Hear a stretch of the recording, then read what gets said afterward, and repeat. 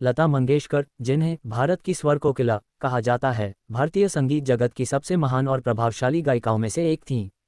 उनका जन्म 28 सितंबर 1929 को मध्य प्रदेश के इंदौर में हुआ था और उनका निधन 6 फरवरी 2022 को मुंबई में हुआ। उन्होंने 7 दशकों से अधिक समय तक अपने मधुर स्वर से लाखों लोगों के दिलों को जीता। उनकी आवाज़, भावनात्मक गहराई और तकनीकी पूर्णता ने उन्हें विश्व स्तर पर प्रसिद्धि दिलाई। प्रारंभिक जीवन लता मंगेशकर का जन्म एक मराठी परिवार में हुआ था। उनके पिता पंडित दीनानाथ मंगेशकर एक प्रसिद्ध मराठी नाटककार, गायक और संगीतकार थे। लता की मां शेवंती क्षुधमती उनकी दूसरी पत्नी थीं। लता 5 भाई बहनों में सबसे बड़ी थीं, जिनमें मीना, आशा, उषा और हृदयनाथ शामिल हैं।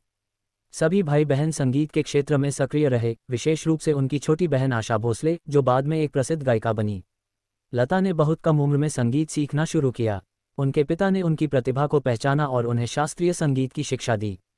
हालांकि 1942 में उनके पिता की मृत्यु के बाद परिवार आर्थिक तंगी में आ गया।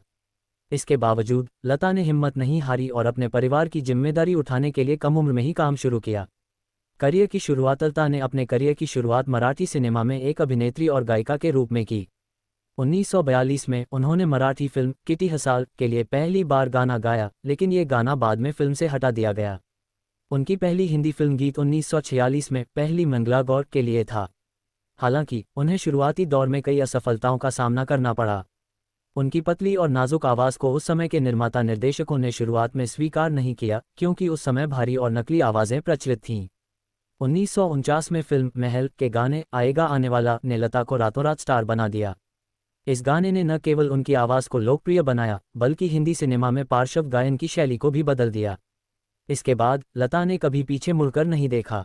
स्वर्णिम युग 1950 और 1960 का दशक लता मंगेशकर के करियर का स्वर्णिम युग था। उन्होंने लगभग हर प्रमुख संगीतकार के साथ काम किया, जिनमें नौशाद, शंकर जयकिशन, S.D. बर्मन, R.D. बर्मन, लक्ष्मीकांत प्यारेलाल, कल्याणजी आनंद जी और मदन मोहन जैसे दिग्गज शामिल हैं। उनकी कुछ सबसे प्रसिद्ध फिल्मों में मुगल-ए-आज़म, मधुमती, दिलवाले दुल्हनिया ले जाएंगे, लगान और वीर ज़ारा शामिल हैं।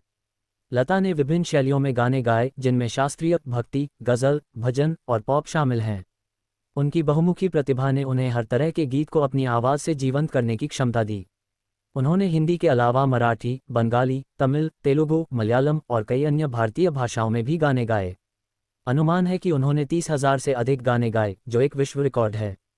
व्यक्तिगत जीवन और व्यक्तित्व लता मंगेशकर ने कभी शादी नहीं की और अपना जीवन संगीत को समर्पित कर दिया।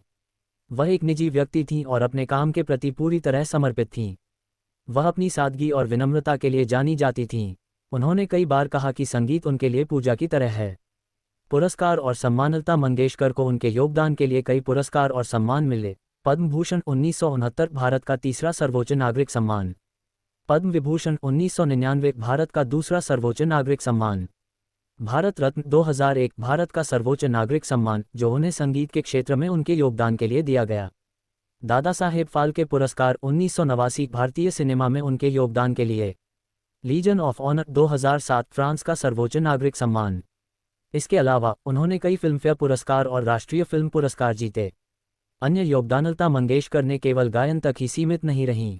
उन्होंने संगीत निर्देशन भी किया, खासकर मराठी सिनेमा में। उन्होंने लता मंगेशकर म्यूजिक कंपनी की स्थापना की और कई मराठी फिल्मों में संगीत दिया। इसके अलावा वह सामाजिक कार्यों में भी सक्रिय थीं और कई धर्मार्थ संगठनों से जुड़ी थीं। निधन और विरासत 6 फरवरी 2022 को 92 वर्ष की आयु में लता मंगेशकर का मुंबई के ब्रीच कैंडी अस्पताल में निधन हो गया। वह कोविड-19 और निमोनिया से पीड़ित थीं। उनके निधन पर भारत और विश्व भर में शोक की लहर दौड़ गई। भारत सरकार ने उनके सम्मान में 2 दिन का राष्ट्रीय शोक घोषित किया। लता मंगेशकर की विरासत आज भी जीवित है। उनकी आवाज़ न केवल भारतीय सिनेमा का एक अभिन्न हिस्सा है, बल्कि वह भावी पीढ़ियों के लिए प्रेरणा का स्रोत भी है। उनकी गायकी ने न केवल संगीत की सीमाओं को पार किया, बल्कि लोगों के दिलों को जोड़ा। कुछ प्रसिद्ध गाने: आएगा आने वाला, महल 1949, प्यार किया तो डरना क्या, मुगल-ए-आज़म 1960, लग जा गले, वो कौन थी 1964, तेरे बिना जिया जाए ना, गहराइयाँ 1971, तुझे देखा तो ये जाना सनम, दिलवाले दुल्हनिया ले जाएंगे 1995, जिया जले दिल से 1998। लता मंगेशकर की कहानी एक ऐसी महिला की है जिसने अपनी प्रतिभा, मेहनत और समर्पण से विश्व स्तर पर अपनी पहचान बनाई। उनकी आवाज़ हमेशा संगीत प्रेमियों के दिलों में गूंजती रहेगी।